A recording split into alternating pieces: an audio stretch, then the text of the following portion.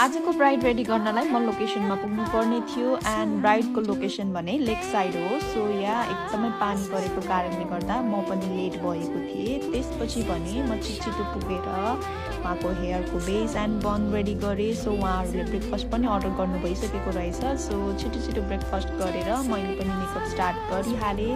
उहाँको चाहिँ दिदीको छोरा चाहिँ आउनु भएको थियो कि उहाँलाई भेट्नलाई। So yes, meet my beautiful bride Sital from Chittoman.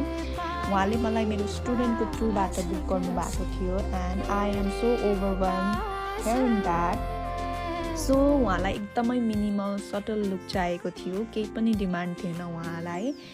So yeah, this is how she looks after putting tika and उहाँको चाहिँ फाइनल लुक यस्तो देखेको थियो। त्यसपछि भने मेरो दुईजना गेस्ट मेकअप पनि हुनुहुन्थ्यो and let me tell you उहाँहरूको बिगेस्ट फियर मेकअप आर्टिस्ट कस्तो पर्ने हो भनेर। सो मलाई चाहिँ यो सुन्दा एकदमै हाँसो पनि लागेको थियो and the moment I heard that दिदी त कस्तो चिल हुनुहुँदो रहेछ भनेर, अनि मलाई काइन्ड अफ रिलिफ फिल भयो कि।